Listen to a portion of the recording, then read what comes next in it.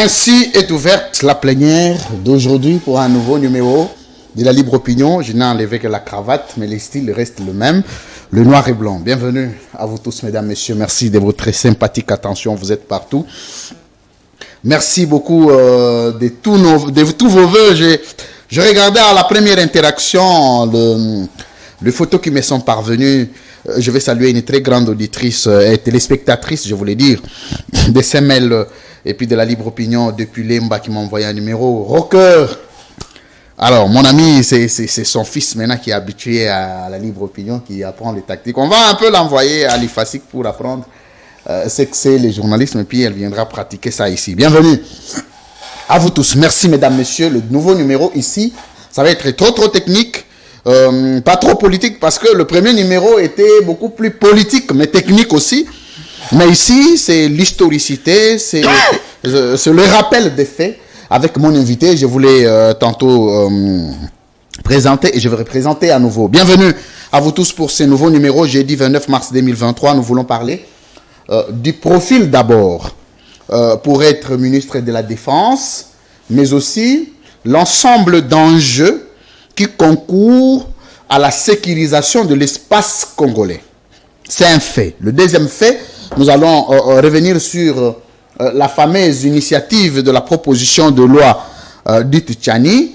Mais le contour, c'est que les gens oublient qu'il y a des enjeux qu'il faut dégager, entre autres, les enjeux sur le plan du droit international, les enjeux sur le plan du droit interne vis-à-vis des conflits avec le droit international. Vous avez aussi les conflits de la politique internationale à la politique nationale. Est-ce que cette proposition de loi peut-elle nous amener demain à un conflit des textes et aussi à un conflit des conventions pour exposer les pays à certaines, sanctions d'ordre international? Vous savez, le droit international aujourd'hui se résume aux droits de l'homme. Bienvenue à vous tous. Il est enseignant à l'université avec une thèse sur la table déjà en pleine soutenance. C'est un chercheur, un juriste, mais une nuance que je vais préciser. C'est un Kadogo venu avec Mosé Laurent Désiré Kabila. Il a l'histoire de l'armée congolaise entre ses mains. Maître Carlos Mopili, bienvenue. Merci. La présentation va très bien. Non, seulement quand vous parlez de Kadogo, c'est un peu péjoratif. Il faut parler libérateur tel que vous nous avez accueillis. Très bien. Merci. Le libérateur. Je vais checker un peu mes micros, si ça fonctionne. Très bien. Ah voilà, ça va. Les libérateurs. Mais quand nous parlons des libérateurs, il y a des Congolais qui ne connaissent pas, qui ne savent pas c'est quoi les libérateurs. Il faut avoir un statut sociologique que tout le monde connaît. Les Kadogo. Et puis, ça, les concepts de libérateur, c'est un concept purement technique que vous pouvez développer au cours de cette émission. Je vais d'abord commencer l'interaction avec vous. Ouais. Vous êtes venu avec Laurent Désiré Kabila. Laurent Désiré Kabila est mort. Vous êtes resté, vous étiez obligé de vous inscrire dans la démarche scientifique. Vous êtes devenu enseignant à l'université jusqu'à l'avènement de son fils, Joseph Kabila. Est-ce qu'en 3 minutes, vous pouvez nous parler de la gestion sécuritaire de Mosé Laurent Désiré Kabila à la gestion sécuritaire de Joseph Kabila Kabange avant d'atterrir à la gestion sécuritaire actuelle avec Félix Tshisekedi, notamment la nomination de Jean-Pierre Bemba, parce que vous en connaissez quelque chose. 3 minutes. Merci beaucoup. D'abord, il faut commencer par l'AFDEL. L'AFDEL. Oui.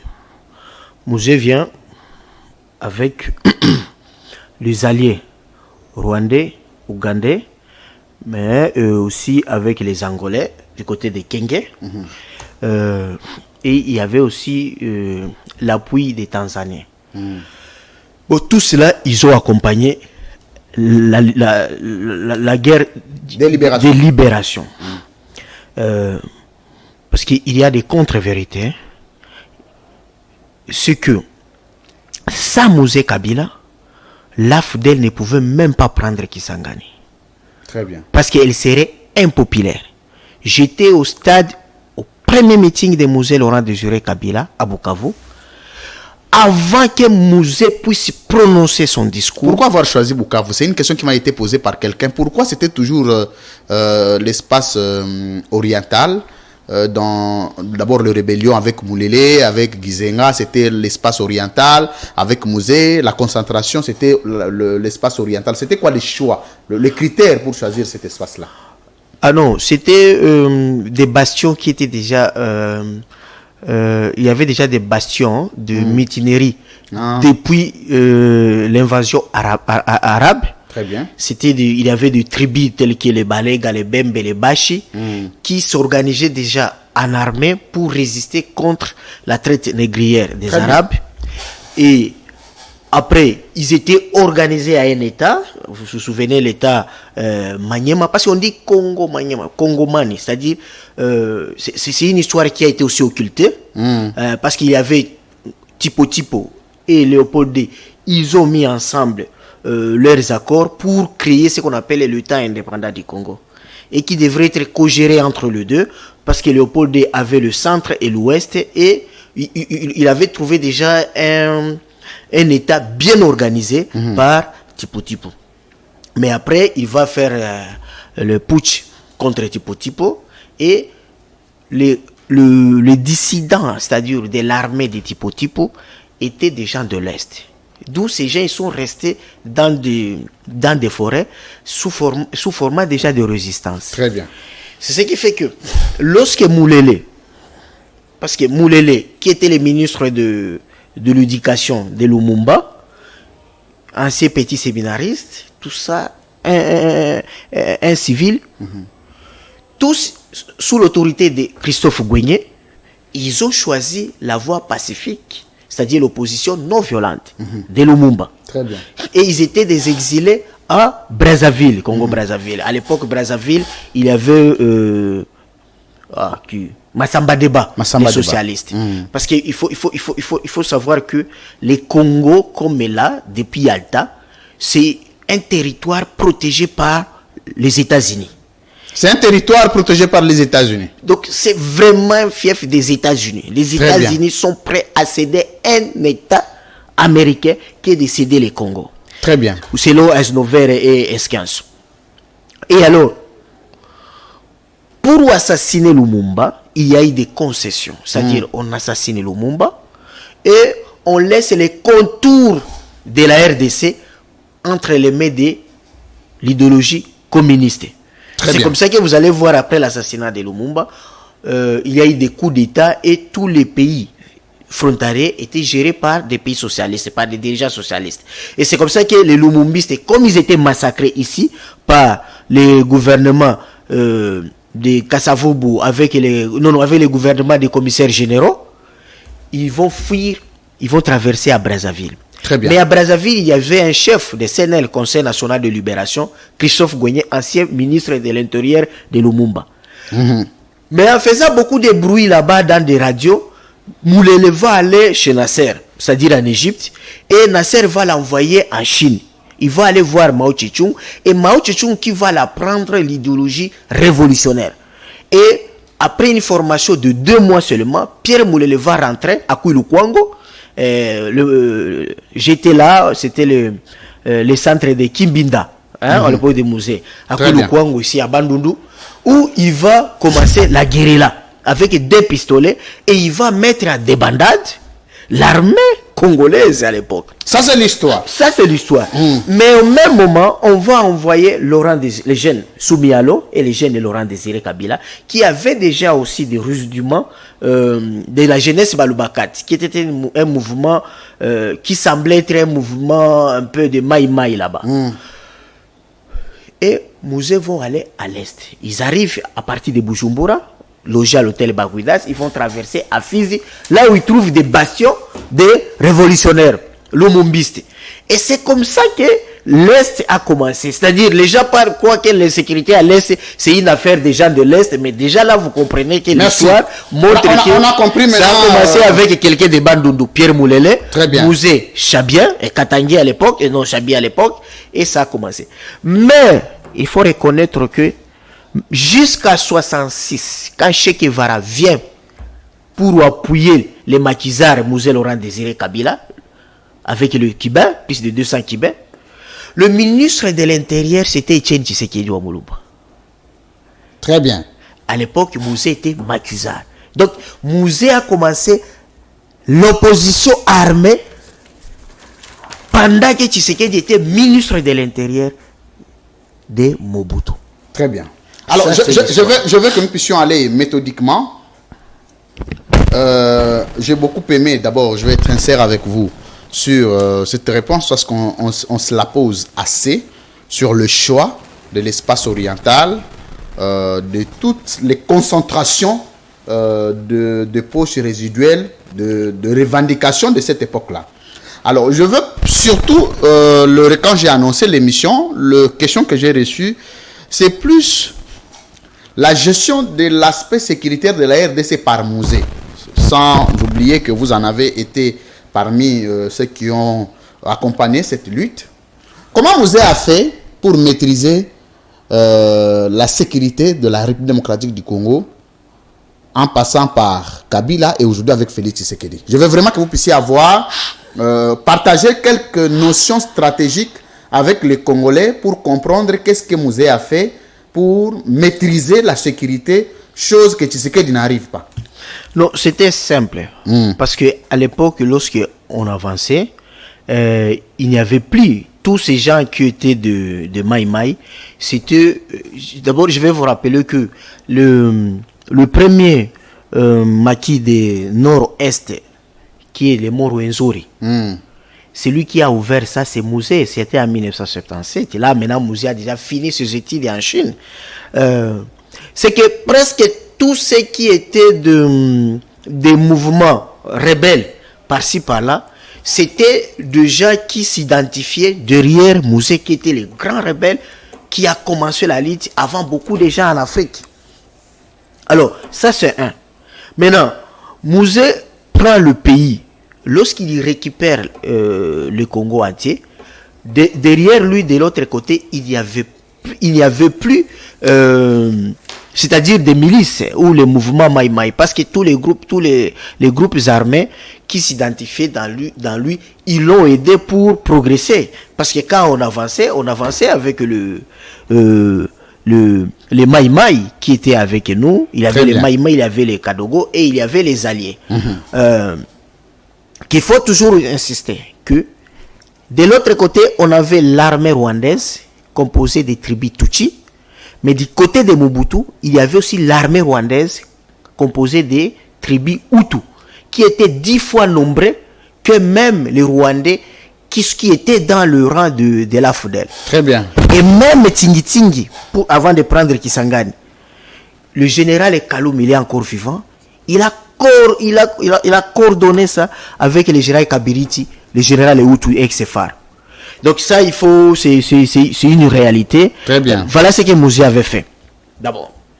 Mais il y avait aussi ce que Mouzé a fait lorsqu'on a été agressé. Parce que lorsque les ennemis de la République déclenchent la guerre d'agression, il faut reconnaître qu'on n'avait ni soldats opérationnels, ni armes lourdes, ni officiers. Toutes les armes lourdes qu'on avait étaient installées à Goma, concentrées dans la brigade de jeunes infanterie paracommando des anciens de Mobutu, qui était chapeautée par le commandant Ondekani avec son adjoint Sylvain Bouki. Personnellement, c'est déjà Sylvain Bouki. Force terrestre. Oui, c'est lui qui sera commandant force terrestre. Parce que Sylvain Bouki, il est de première promotion des politico-militaires à Rumangabo avec les Gilets Paloukou et les autres. Là. Oh, Gilets Paloukou est-il militaire aussi? Politico-militaire, oui. Ah bon? Oui. Il était de la FDL avant d'adhérer dans le RCD. Ok. Oui, voilà. Et c'est que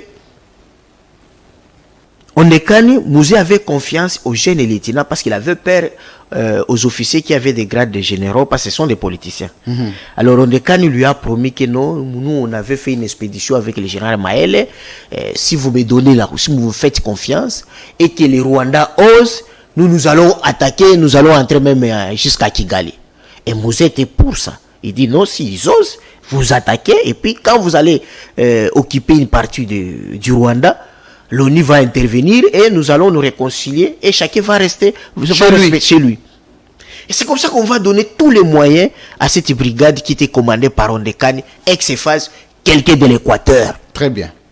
Mais arrivé de l'autre côté, il sera séduit par les agresseurs et cette brigade va se transformer en ennemi. Voilà le RCD comment ça a commencé. Merci. Et c'était maintenant compliqué pour Mouzé. C'est comme Très ça bien. que Mouzé va proclamer la stratégie de la guerre longue et populaire, qui n'est pas un mot français.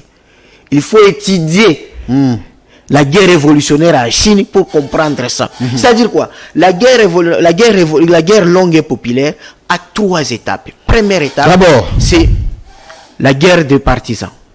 La guerre des partisans, c'est ce que Mouzé dit, les forces d'autodéfense populaire, ce que les jeunes de Massina ont fait. C'est-à-dire, Congolais, là où vous êtes, prenez tout ce que vous avez comme moyen de bord et boutez l'ennemi dehors. Ça, c'est la guerre des partisans. Qu'aujourd'hui, les gens appellent les Maïmaï forces négatives parce que ce sont des gens qui n'ont rien dans la tête. Deuxième phase, c'est la guerre des positions. C'est ce que Mouzé faisait. Il prenait des jeunes, les jeunes qui étaient des volontaires, ils allaient dans des centres de formation. Après une formation accélérée de 90 jours, on les envoyait au front pour des manœuvres défensives. Et après, c'était maintenant la guerre des mouvements. Là, c'est la 10e brigade lorsqu'elle termine la formation, Simbamura, formée par les instructeurs nord-coréens. Là, Mouzé, maintenant, par son discours, il dit à Lubumbashi, nous commençons maintenant la guerre des mouvements. C'est les manœuvres offensives. C'est cette 10e brigade qui a fait pleurer le MLC et le Jean-Pierre Bemba dans l'axe Ubangi. très bien. Voilà. Merci. Maître Carlos Mompili. J'aime l'histoire de mon pays, ça fait du bien. Vous sentez quand quelqu'un s'y connaît en la matière, ça vient et ça coule. Alors, c'est quoi la différence stratégique militaire entre Mouzé et Joseph Kabila? Parce que, à quel moment Joseph Kabila n'a pas pu pérenniser la politique militaire et sécuritaire de Mouzé Laurent Désiré Kabila? Et à quel moment vous, en tant que révolutionnaire de Mouzé, étiez-vous déçu de la politique de Joseph Kabila sur le plan militaire? Bon, là il y a un petit problème. C'est que Joseph Kabila, il était commandant des opérations. Donc moi je l'ai connu, ok. Je l'ai connu, c'était avant la prise de Tingi, ok. Parce que c'est lui qui était commandant des opérations sur l'axe Kisangani. Très bien. Donc en face de lui, il y avait le général Kaloume, il y avait colonel Mbouza Mabé, colonel Ekouchou. Tous sont devenus aujourd'hui des généraux. Donc à l'époque, Kabila avait 24 ans, évolue. En face à lui, les Mbouza Mabé, les Ekouchou, les vieux, les Lia et les Kaloume. Avec les mercenaires serbes, français, Igo et tout consomme. Alors, quand James reçoit l'état des liés, il dit à Kabila, on ne peut pas avancer. Parce que l'ennemi est 10 fois fort que nous. Parce que ce qui est prévu dans la tactique OTAN, c'est qu'on attaque l'ennemi que lorsqu'on est 3 fois fort que lui. Mais lorsqu'on n'est pas fort que lui, on recule. Non, pas on recule. On creuse des tranchées de communication, des trous des fusiliers, ok, et on procède par des manœuvres défensives. Et c'est souvent, il faut chercher là où il y a le pont, ok, pour l'empêcher de traverser. Mais Mouzé, étant qu'un grand stratège, c'est comme ça que quand j'ai à quoi les gens qui viennent parloter des choses que, oh, Mouzé ne connaît rien, on l'a appris. C'est Mouzé qui va appliquer. Qui dit, et d'ailleurs, il dit, dans cette guerre, c'est lui qui va gagner. Ce n'est pas le plus fort, mais c'est le plus malin. C'est là qu'il va appeler. Parce que son fils était déjà coaché par lui. Pour pratiquer ce qu'on appelle... Donc vous confirmez aujourd'hui que Joseph Kabila était le fils de Mouzé? Mais tous les Kadogos savaient que Joseph Kabila est le fils de Mouzé. Nous, quand on venait, on savait déjà que c'est le fils de Mouzé. Avant la prise de Kisangani, nous tous, nous savions que les commandants là, parce qu'il y avait 3 commandants qu'on ne peut même pas ignorer. Tout celui qui était dans la FDL, il connaît 3 commandants. Il y avait James Kabarebe, il y avait Massa Sounendaka et il y avait Joseph Kabila. C'était les 3 commandants qui était connu. À l'époque, il s'appelait déjà Joseph Kabila. C'était pas Hippolyte Kanambe comme l'IDPS nous l'a présenté ici. C'est qui bon. Moi, je comprends votre émotion. Ok.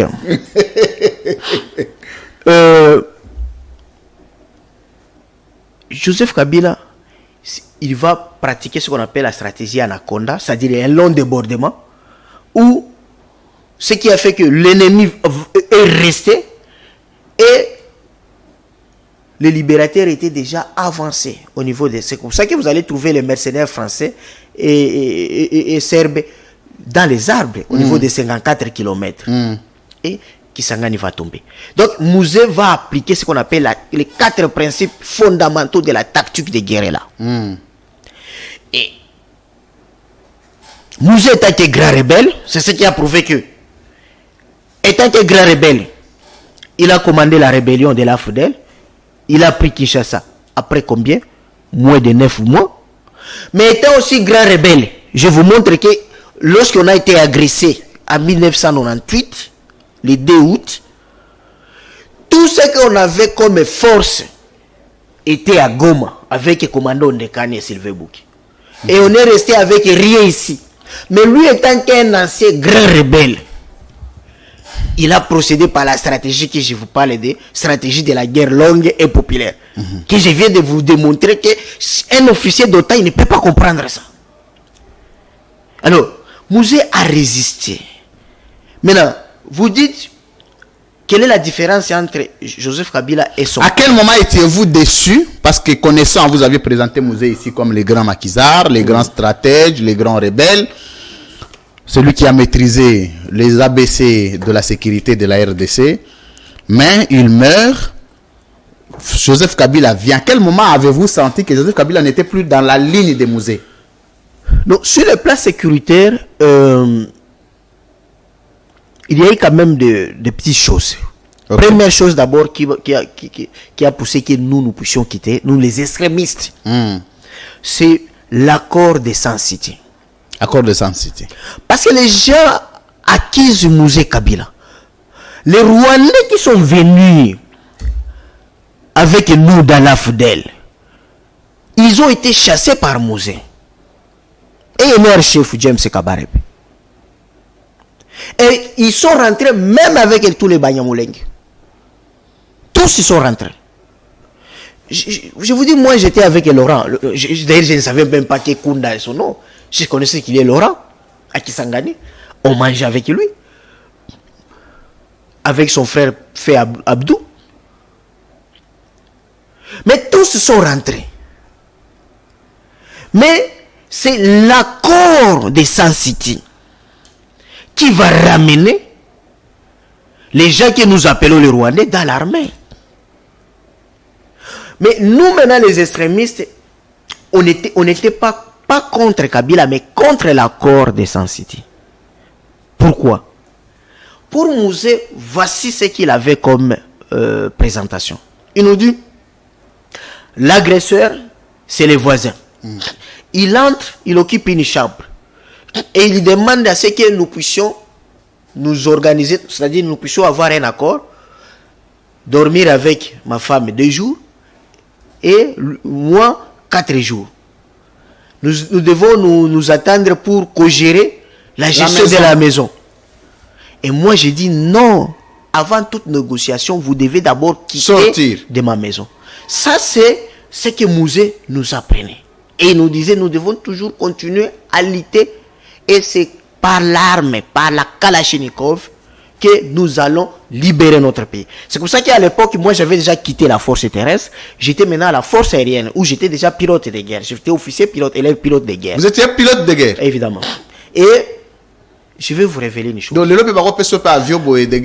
vous révéler une chose. Oui, avant ce que Mohamed Atta avait fait, moi j'ai quitté la force terrestre, c'est avec l'idée que le jour où j'aurai le MiG-28, je vais voler avec ça et sans respecter les consignes et aller bombarder n'importe où. Là où l'ennemi vit. C'était ça mon intention. Mais malheureusement, ça n'a pas fait. Bon. On ne t'a pas donné l'occasion. On m'a pas donné l'occasion. Ça, Je ne peux pas parler ça, tu vois ici. Alors, nous n'étions pas pour cette signature de Sun City. Et encore que l'accord de Sun City faisait de Kerké du RCD, Roubero, qui était ancien directeur de cabinet de Bizimakara, et qui est rentré, lorsque Mosé a demandé à l'armée rwandaise de rentrer à Kigali, venir ici comme vice-président chargé de la sécurité, défense et sécurité nationale. Pour nous, nous avions vu que tous les gens tous ceux qui ont signé l'accord de Sun City ont trahi. Et qui ont signé pour que les gens qu'on acquise aujourd'hui, Musée, soient ici. Il y a eu le PPRD, ok, qui représentait le gouvernement. Il y a eu les MLC, il y a eu le RCD, il y a eu l'opposition. Tous les opposants civils étaient là. Tshisekedi était là, Frank Djongo était là, ok. La société civile, Bati Lukwebo, Nopese Kibiswa, Lungu, le cardinal et Tchaou, donc les confessions religieuses, tous étaient là. Tous ont signé que le RCD rentre avec son armée. Mais avant ça, il y a eu accord de cascade entre Joseph Kabila et Jean-Pierre Bemba. Kabila, président de la République, Bemba, premier ministre. Et les deux constitutionnalistes, Njoli et Moshab. À l'époque, Sambo était encore, je crois, assistant au chef des travaux. Ils étaient déjà à Matadi pour rédiger la constitution de la transition contre les RCD. Mais ça a choqué l'UDPS.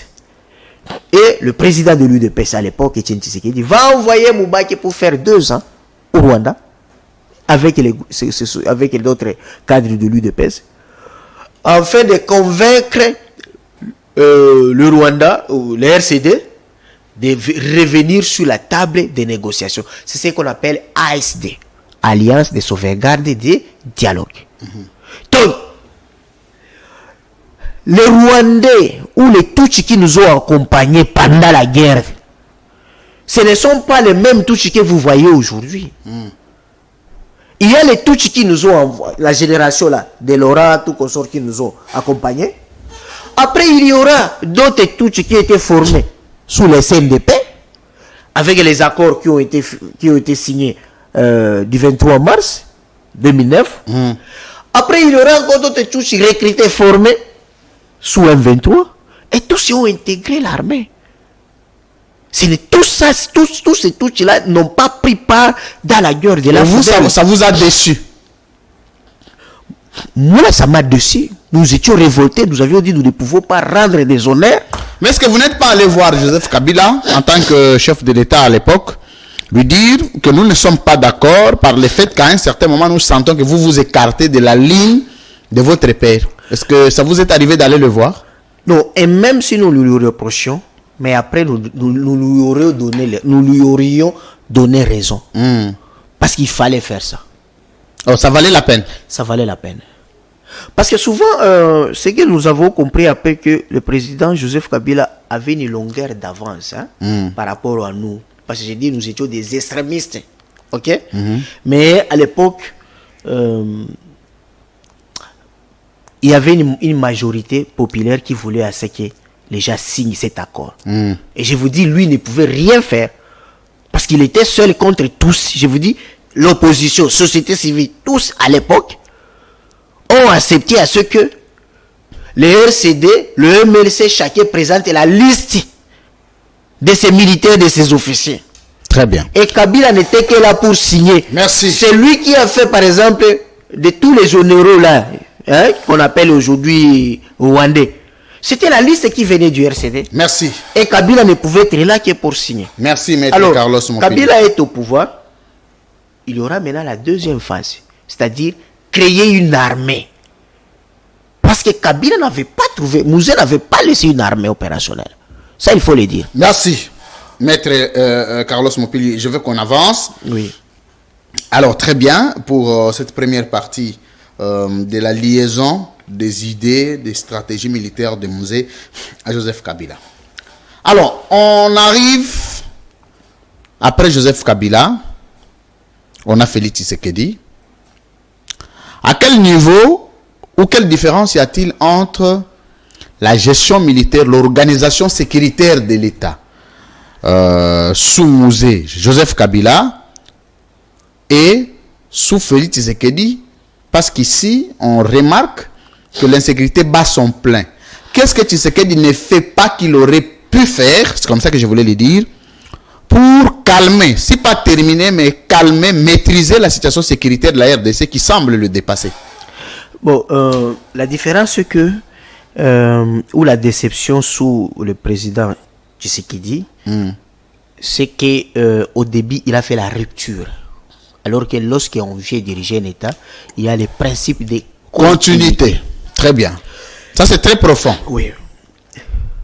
Joseph Kabila savait que même s'il faut gérer avec les gens qui viennent du RCD, mais il faut être quand même regardant.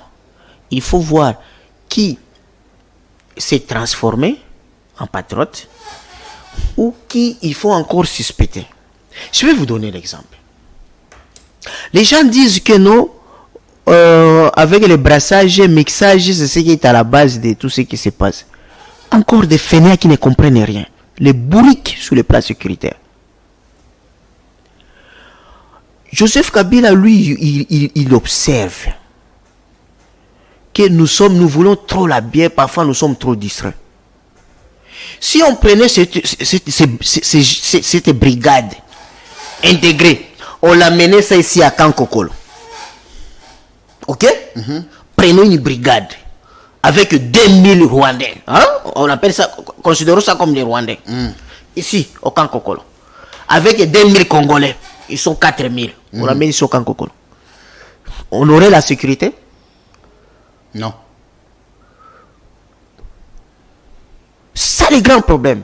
Alors, pour Kabila dit, il vaut mieux qu'il reste là, que les approcher ici dans la capitale. Vous voyez la manière, ça c'est l'analyse systémique. Donc il pouvait aussi créer l'insécurité à partir de la capitale qui est la zone stratégique de la République. Évidemment. Très bien. Deuxième chose, toutes les unités d'élite sous Joseph Kabila. Les unités d'élite, par exemple, quoi? La garde républicaine. Garde républicaine. Qui a 3 brigades. Des soldats extrêmement formés et super entraînés par les Nord-Coréens. Donc quand vous prenez un commando qu'on appelle le Mourala, comme Tchouéwe, oui, il est 4 fois que Marines américains. Mais Nico Mayengel est là réquisé ici que c'est pas un bon militaire. C'est un confrère avocat. D'ailleurs, si on était sur France 24, vous ne pouvez pas lui poser cette question. Vous voyez la guerre en Ukraine là. Vous avez vu sur France 24, on appelle les avocats ou les politiciens. Ce sont des stratèges des généraux, les gens qui ont fait des tout consort. Voilà. Parce que vous allez voir les gens dire, bon, on y arrivera. Deuxième chose, je parlais, les unités d'élite. D'élite, c'est-à-dire il y a les unités, la garde républicaine. Oui. Sous Joseph Kabila, on a créé des unités d'élite, les unités commando, telles que les Mamadou Ndal et tout ça. Là, vous ne trouverez pas quelqu'un de nationalité douteuse. Ok.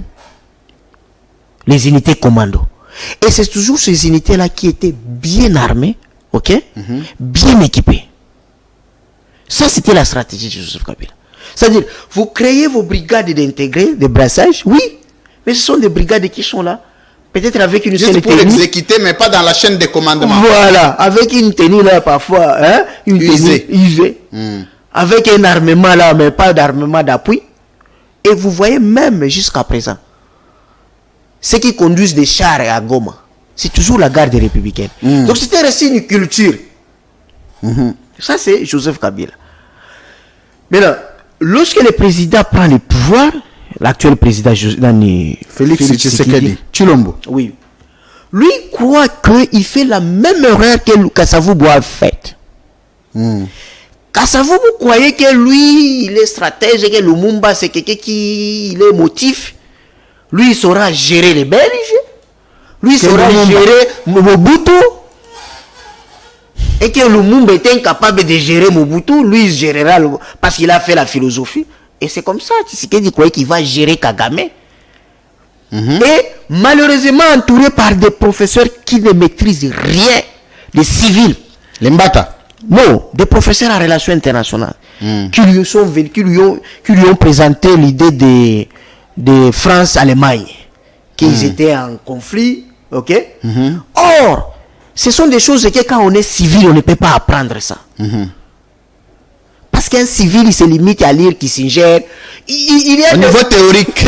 Il y a des théories, des ouvrages que les doctrinaires publient pour la consommation de l'intellectuel africain, parce qu'on sait que c'est un récitateur qui ne comprend rien. Et il y a des ouvrages... Le dogme. Très bien. Qu'est-ce qui s'est passé entre France et Allemagne? Après la prise de l'Allemagne, il y a l'accord de Yalta. Très bien. Où il y avait 3 grands dirigeants. Eisenhower, président des États-Unis, Churchill, premier ministre britannique, et Staline, président de l'Union soviétique. Mais Churchill, Eisenhower, il réclamait une part pour la France. Parce que la France, avec le général de Gaulle, ils ont quand même combattu. Mais Staline dit, je ne reconnais rien pour la France parce que la France a capitulé avant. Mais il dit, bon, vous pouvez chercher quelque chose pour vous. C'est comme ça qu'il y aurait une portion de terre, de territoire, qui est riche en charbon en Allemagne, qu'on va attribuer à la France. Mais maintenant, le nouveau gouvernement allemand qui est venu s'installer, c'est un gouvernement marionnette au profit de qui? Des nouveaux conquérants. Très bien. C'est comme ça qu'on va dire maintenant, la France va exploiter, mais avec l'actuel gouvernement marionnette anti-nazi. Mais maintenant, les professeurs de l'INIKIN qui entourent le président de la République, ils disent non, non, pour avoir la paix, il faut avoir une exploitation commune de nos ressources. C'est comme ça que la France et l'Allemagne ont obtenu la paix. Et le président va suivre ce genre de conseils. Et vous avez vu comment ça a commencé? On envoie. Ce qui a été induit en erreur par les conseils de ses collaborateurs, entre autres les professeurs de relations internationales. Je suppose. Ça doit venir d'eux. Parce que est-ce que lui... J'ai débattu même avec quelqu'un, lorsqu'on débattait sur le mémorandum d'attente, où la police rwandaise voulait traverser pour commencer à sécuriser Goma. J'ai débattu avec un professeur en relations internationales de l'UNIKIN. Et il avait avancé cette histoire de France et Allemagne. Donc, voilà un peu ça. Donc, ce sont des choses-là qu'il a fait confiance au Rwanda, alors que même nos ancêtres, on va vous dire que non, Yoza Muluba, Tobala Kaikolote. Vous voyez ça? Vous pouvez être de la même tribu, mais il y a des clans qui ne se marient pas. Parce que dans le passé, il y avait eu un problème, un conflit entre les ancêtres. Merci. C'est des choses élémentaires. Est-ce que, pour terminer, fermer cette page, entrer dans cette affaire de la fameuse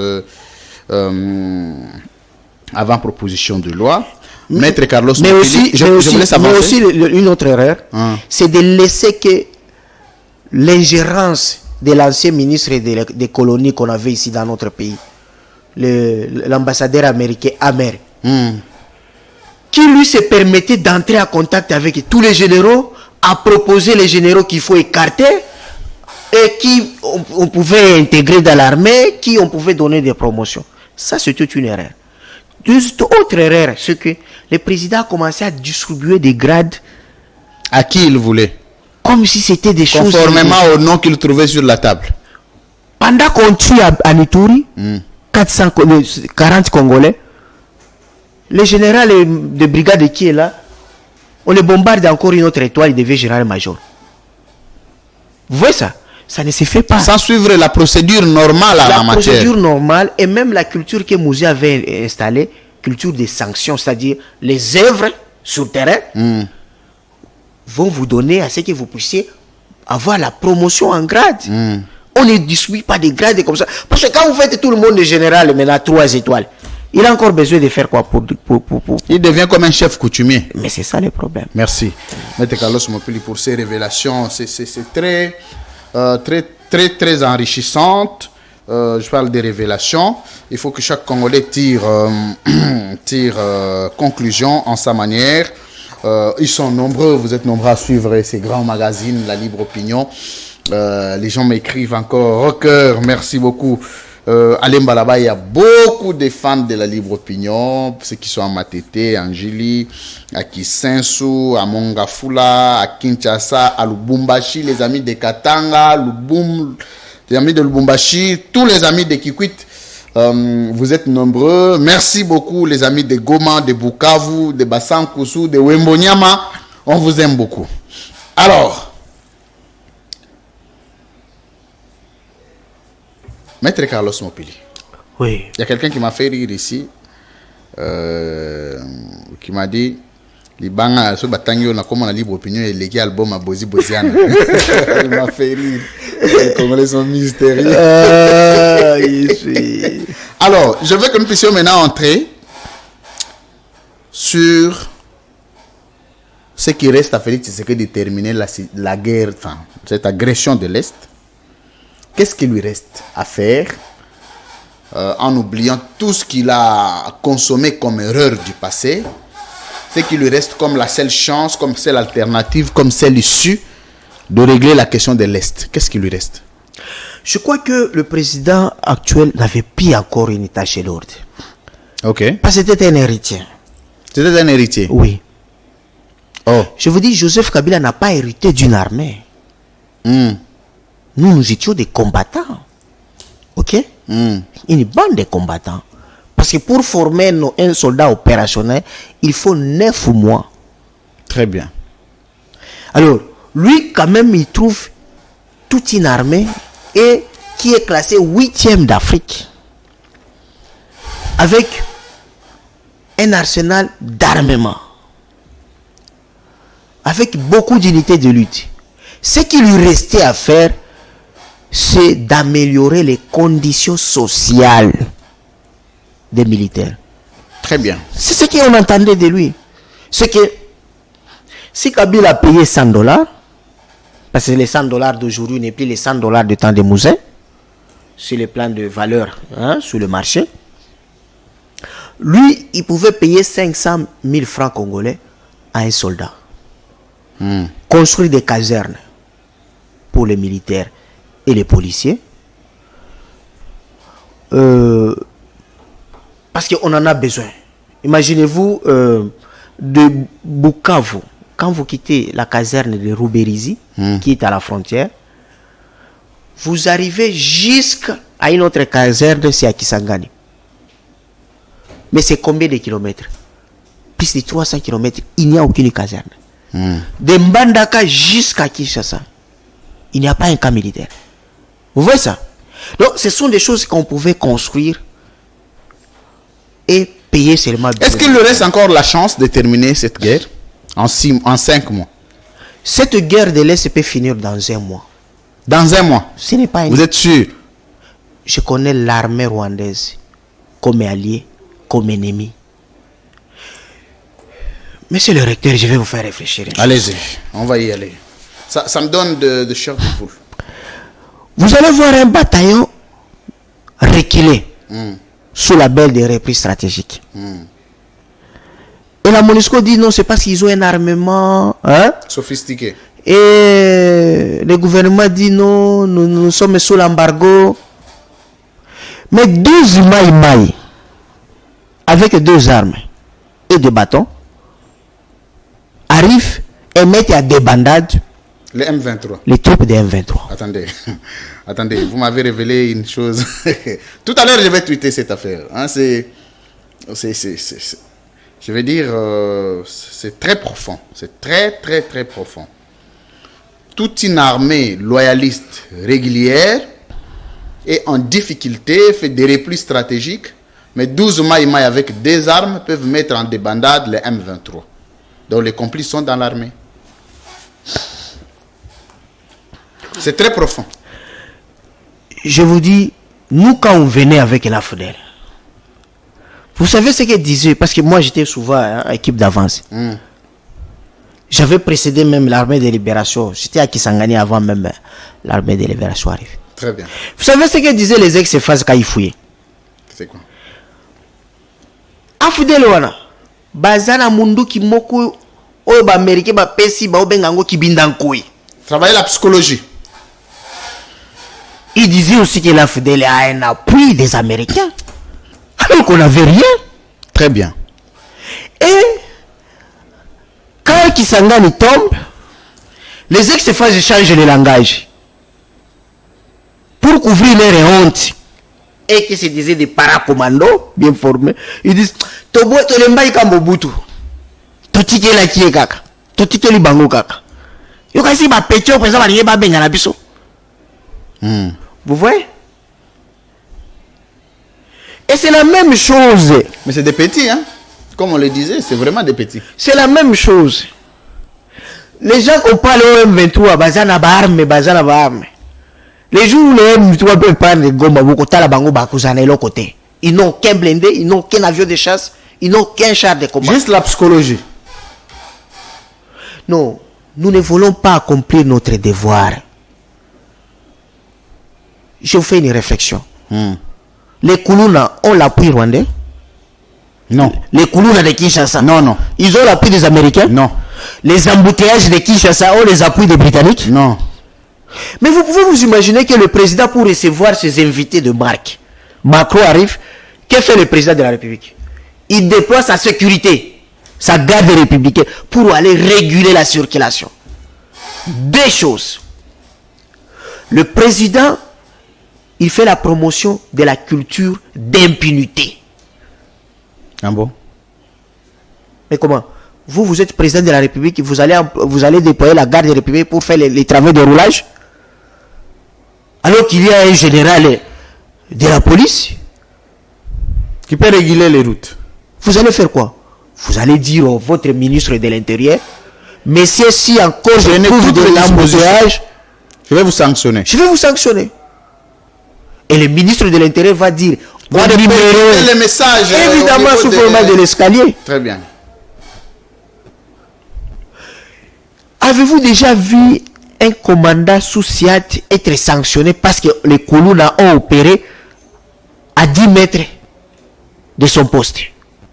Non. Et maintenant, le matin, quand vous voyez ces petits Koulouna, ce sont des Pomba. Ils ne sont même pas des sportifs. Ce sont des petits jeunes. Et c'est la même chose.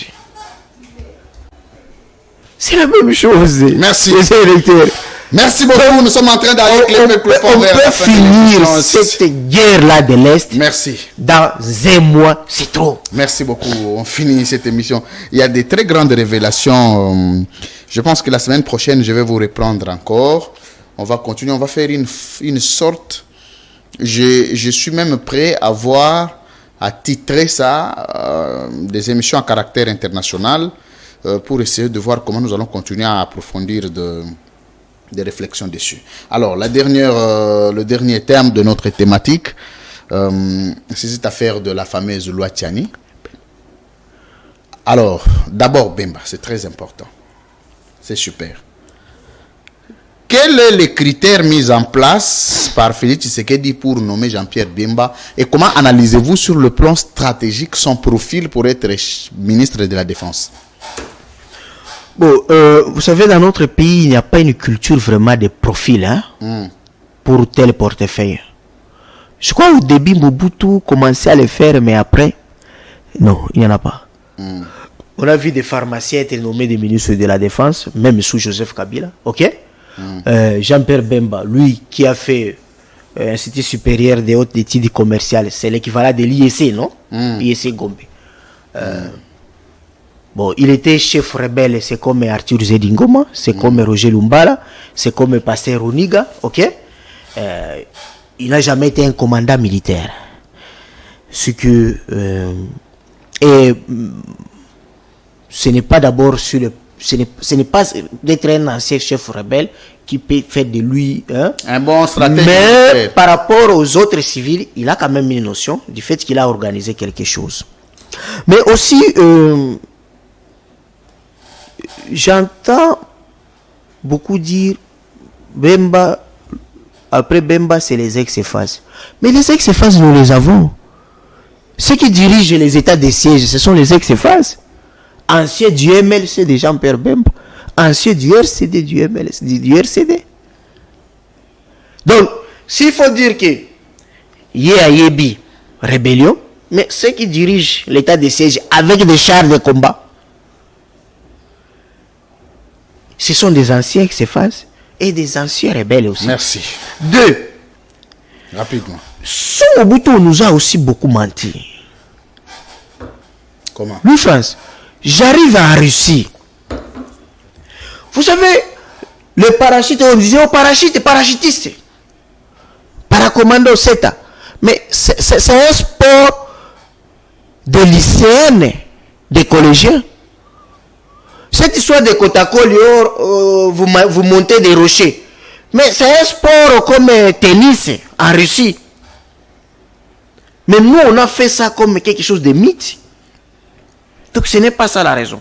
Donc, mais il y a une chose qui énerve seulement la population, c'est que on est en train de voir que pour être ministre dans ce pays, il faut que sur votre CV, qu'on trouve que vous avez travaillé pour le RCD, vous avez travaillé pour le MLC. Donc tous les anciens rebelles ont de la place pour le gouvernement de la RDC. Oui, c'est comme si vous qui êtes parti à l'IFASIC à l'université, vous êtes allé faire l'école buissonnière. Le théâtre. La vraie académie, c'est l'académie où Kagame et Museveni sont des recteurs. Parce que souvent, ceux qui viennent de là, ce sont toujours des gens qui ont des privilèges dans l'armée, dans la politique. Mais moi, je me pose cette question. J'avais posé cette question à Madame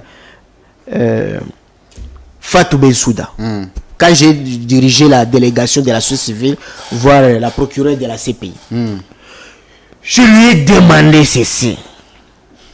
Pourquoi l'ONU nous demande ce que le monde entier avait refusé?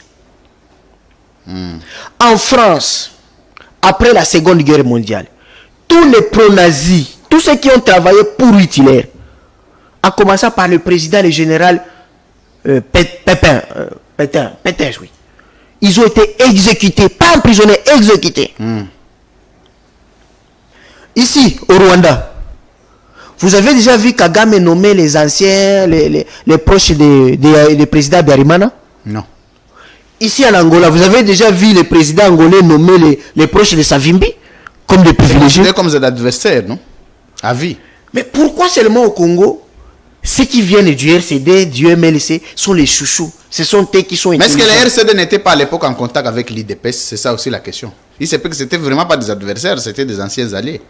Mais évidemment, ça c'est connu d'abord. Ça c'est connu. Donc voilà un peu ce que nous pouvons dire. Merci. Donc c'est à lui d'éprouver les d'apprécier. Merci, maître Carlos Mopili. Vous allez placer juste un mot sur cette fameuse proposition de loi Tchani dans une dimension beaucoup plus internationale, avec toutes les bases juridiques internationales dûment ratifiées par la RDC, des conventions, des traités, des accords, des statuts qui nous interdisent aujourd'hui un certain nombre d'actes de violation des droits de l'homme et de quelques restrictions de liberté de gens.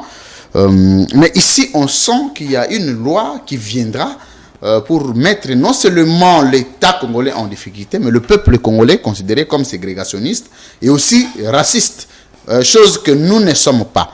Alors, en 2 minutes, comment vous qualifiez cette fameuse proposition de loi et quel est votre aperçu? C'est là que nous allons terminer l'émission. D'abord, je suis en train de suspecter les caciques du PPD qui ont traversé de l'autre côté. Comment ça? Parce que cette loi était déjà enterrée, cette proposition était déjà enterrée. Parce que ces gens qui ont fait Louvain, vous avez fini en Belgique. En Belgique, on n'organise pas l'élection présidentielle.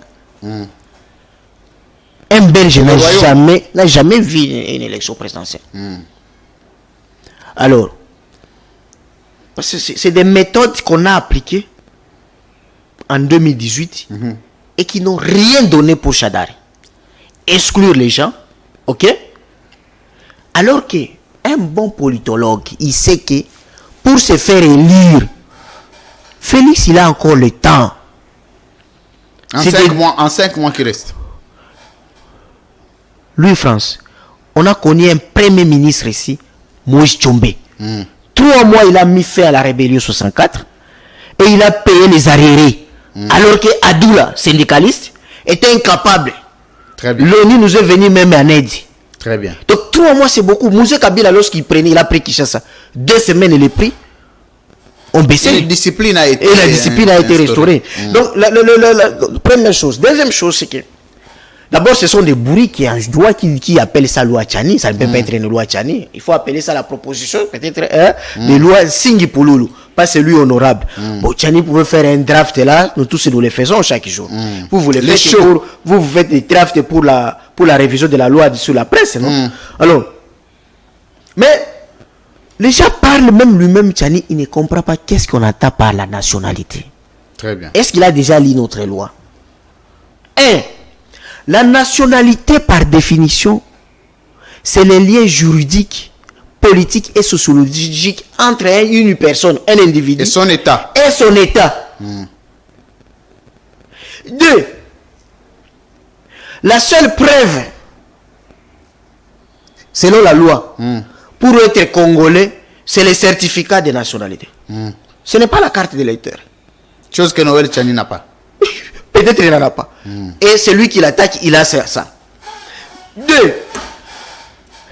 Lorsqu'on parle de sorte de nationalité, il faut faire attention. Le principe, l'article 10 de la Constitution prescrit déjà le principe d'unicité et d'exclusivité.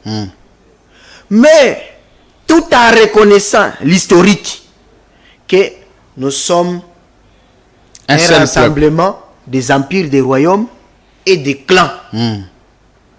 Parce que même Noël Tchani, il est Moulouba, non? Leur ancêtre Ilunga Bidi, il n'est pas congolais. C'est un chasseur venu de l'inconnu comme ça. Oh. Oui, Ilunga Bidi. Vous avez étudié l'histoire, non? Oui, oui. C'est lui qui a fondé l'empire Balouba Shankadi. Ilunga Bidi.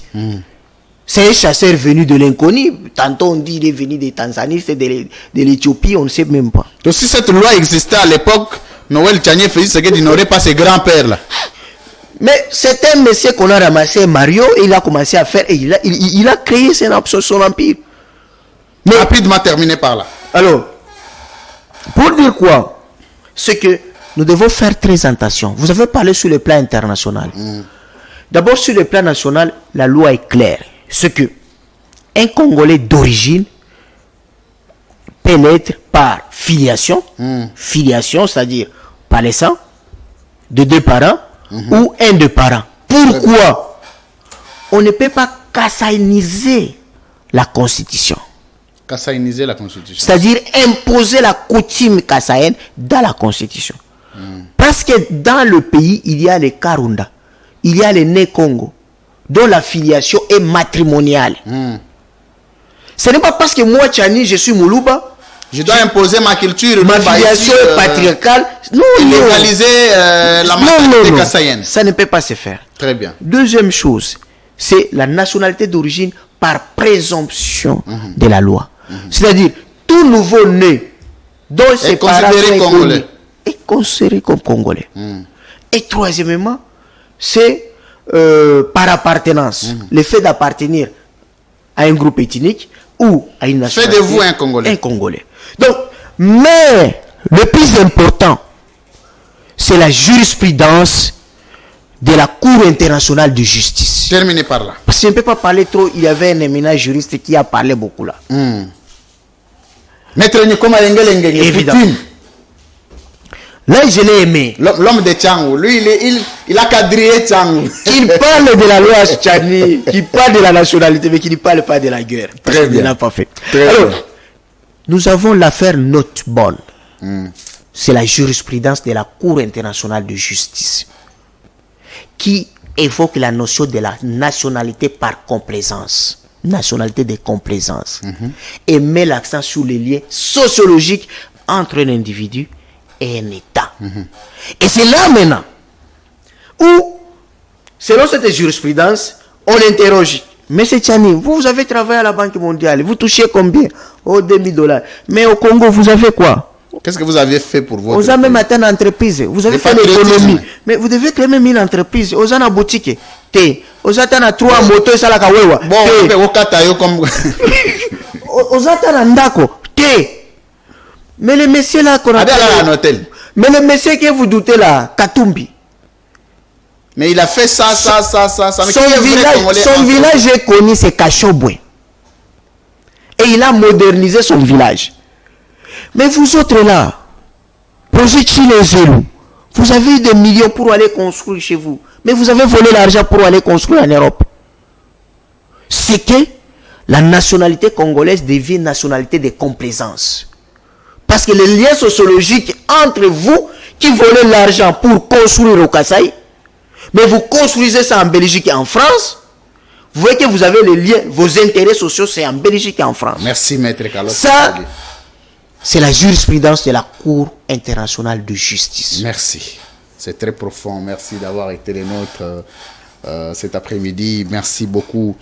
Il y a une émission internationale qui va voir le jour d'ici la semaine prochaine, où les éminents juristes et les chercheurs passeront pour essayer d'analyser la géopolitique, la géostratégie, la configuration internationale et la considération politique internationale de la RDC vis-à-vis des autres États du monde. On va essayer de temps en temps de faire cet exercice des émissions techniques. Merci d'avoir été les nôtres.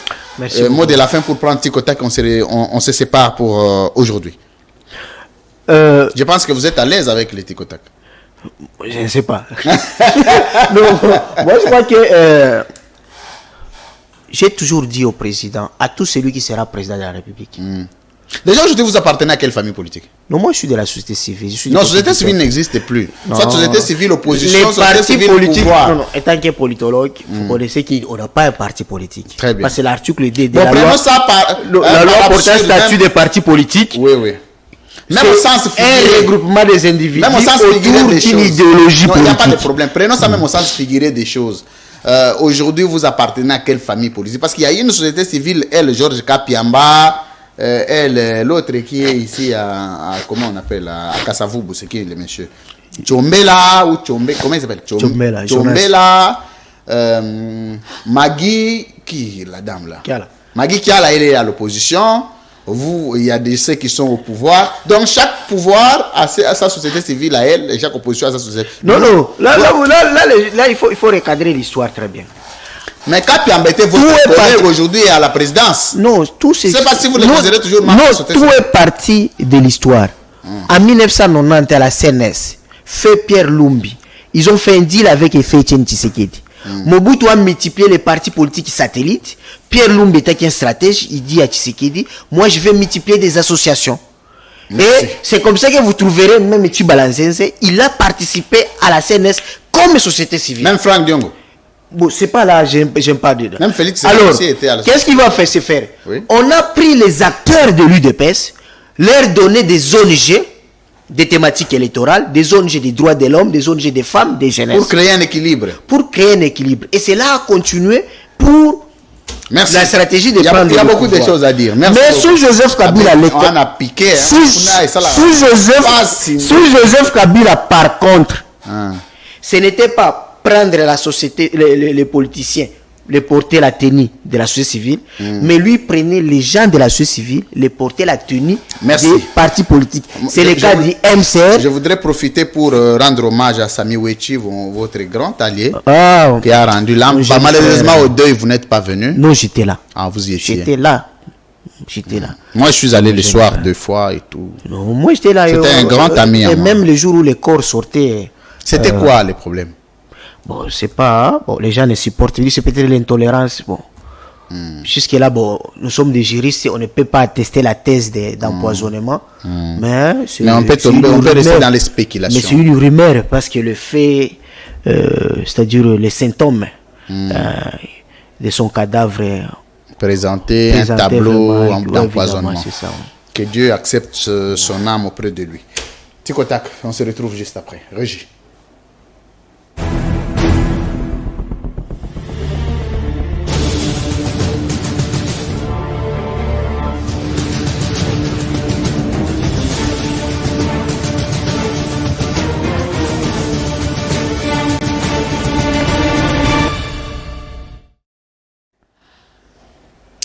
Monsieur Carlos Mopili, face à la caméra. Vrai ou faux, au Outiko Lobawa que comme collaborateur à Mouzé, Joseph Kabila est réellement le fils de Mouzé Laurent Désiré Kabila. Mais il est le fils de Mouzé Laurent Désiré Kabila et il est né à Ewaboromaki. Yo Oyebi Joseph Kabila à partir de quand? C'est pendant avant la prise de la vie de Kisangani. Sous quel nom? Joseph Kabila. Ce qu'on t'a dit Félix Tshisekedi Lelo. Oyo Aloba de son vrai nom s'appelait Hippolyte Kanambe. Lelo est président de la République. Non, c'est normal. Comme Mouzé lui-même son père. Non, yo ko yebisa Tshisekedi Lelo nini. Oyo tango yo Lelo certifié que Félix Tshisekedi s'était trompé. Nous n'avons que il doit comprendre que l'ITO Bango Basalaki, il y a opposition bourgeoise, bozana limité dans ndako ya bien, c'est différent dans l'ITO Bisto Salaki à Bamakizar, ou tozana Sili, tozola la Ngunda. Très bien. Et là, c'est la vie est clandestine. Ce que même Mouzé lui-même, il faisait des voyages avec plus de 12 passeports. Je sais que Vara avait autant de passeports. Mouzé, il avait les noms parfois, on l'appelait Raoul. Ce qui voyait ici, Moana, Yamutu, Netingande, Nana Banana, Yozana Bana, Maître Nikoma Yengela, Nana Bananaye. Oye, c'est que Moana, Oyaza Moana, ya papa na yete. Si Lelo, tu peux conseiller à Kabila vis-à-vis de Tshisekedi, ça peut être quoi? Conseil na yo. Bon, moi je vais dire à Joseph Kabila, il a laissé beaucoup de choses. Hein. Mais même tolérance n'est les cas qui pire trop. Parce qu'il a laissé des gens diffamer son père, hein? Nier même son droit à la filiation. Très bien, merci. C'est que Félix ne peut pas accepter. Vous ne pouvez pas venir dans le micro. Il y a que douter de la filiation à Félix, il faut rester tranquille. Hein? Merci. Très bien. Monsieur Carlos Mopili face à la caméra, comme stratège militaire ou comme technicien dans ma état de sécurité, est-ce que Félix Tshisekedi Azali en mesure à la hauteur de la guerre dans l'Est? Bon, d'abord je ne suis pas stratège militaire, mais je suis quand même, j'ai la connaissance de quelque chose. Comme ancien Kadogo, on a changé de statut. Comme ancien Kadogo Mutoyo ayana musée. Na ba notion nyonso za nango ozali komona ke Félix Tshisekedi azali en mesure pe à la hauteur de sa guerre na est. Non, le problème c'est que analyse la raté. J'ai dit oui, il peut le faire s'il respecte la constitution. Ils ont raté s'il respecte, s'il part, vous voyez sur les plans des droits. Ils ont bon côté. Vous allez analyse à kitoko et c'est si là qui. Toi vrai ou faux, oui ou non. Point. Tout ce qui wana. Est-ce que l'analyse sur la technicien, au comment on a fait, c'est que Azali en mesure paie à la hauteur, il y a aussi sa guerre dans l'Est, en 6 mois.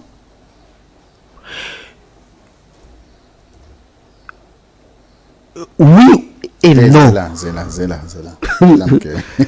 Mais là, maman, tu as un maïa. Mais là, maïa. Mais là, maïa. Maïa, il a droit. Il a droit de l'homme. Ah, la bande de questions. Na liste na yo. Il y a anciens militaires. Na ba notion nyo soza na ngo ya sécurité. Soko tali Félix Tshisekedi ozomona ke azali en mesure paye na hauteur ya aussi sa guerre na est. Mais lui, c'est un président civil. Mais qu'il donne le pouvoir à chef d'état-major général. On a que nangosko bata ono chef d'état-major procédure te. Wana aweza bongote. Il faut la demander. Zela aweza que tant yo zo l'analyse pour mboka na yo. Je rappelle ici que ozali parmi bateau babundela ka penda mboka. Évidemment. Ozali très ancré dans combat pour le bien-être de la population. Ça je dois le reconnaître. Tant que l'analyse, Otali Félix Tshisekedi de na balance Otali, au moment que Mutoyo a en mesure aussi sa guerre ou pas. Il y a une question. Est-ce que Azali en mesure peut à la hauteur, il y a aussi sa insécurité na est Yamboka na yo. C'est ça ma question. Question très difficile. C'est très difficile. Comment la pas? Mais non, c'est bon, gars. C'est très difficile. Plier à ce papier, monsieur Essili. Merci beaucoup. C'est pas possible.